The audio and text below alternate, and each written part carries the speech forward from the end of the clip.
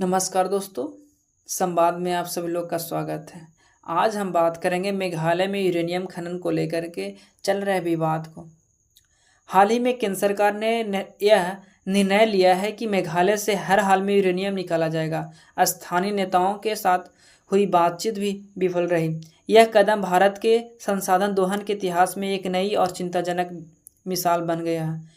Uranium क्या है? यह एक भारी और रेडियोधर्मी धातु है जिसका इस्तेमाल परमाणु ऊर्जा के उत्पादन में होता है। यह भारत के ऊर्जा और सुरक्षा और राष्ट्रीय सुरक्षा के लिए बेहद ही अहम माना जाता है। इसके अलावा यह विकिरण चिकित्सा और रेडियोग्राफी या समस्थानिक उत्पादन में भी उपयोग किया जाता है।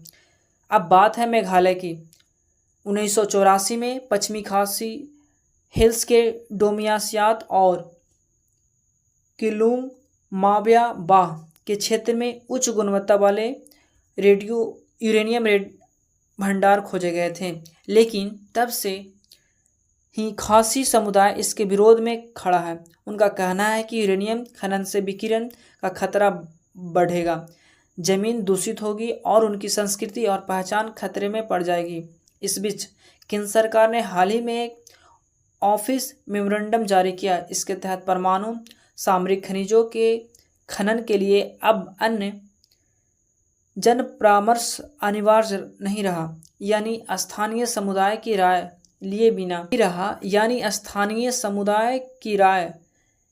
बिना ही ऐसे फैसले लिए जा सकते हैं। इससे जनजातीय समुदाय खुद को फांसी पर धकेला हुआ महसूस कर रहे हैं। ऐसे ही अनुभव झारखंड में ही देखा गया है। सिंहभूम जिले में दशकों से uranium corporation of India limited खनन कर रही है, लेकिन जादूगोड़ा क्षेत्र से कैंसर, जन्म से दोष और पानी के प्रदूषण को शिकायतों लगातार आती रही।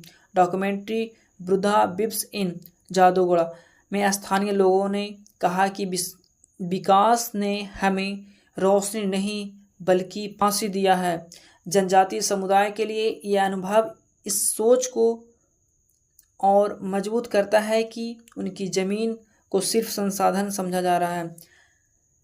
अब सवाल है कि यह संघीय ढांचा और लोकतांत्रिक मूल्यों के खिलाफ नहीं है। भारत के संविधान 6ठी अनुसूची के तहत खासी हिल्स स्वतंत्र जिला परिषद के विशेष अधिकार देता है ताकि जनजातीय पहचान संसाधन को रक्षा हो सके। सुप्रीम कोर्ट ने यह भी गिरी मामले में साफ कहा है कि खनन से पहले स्थानीय समुदाय की सहमति जरूरी है।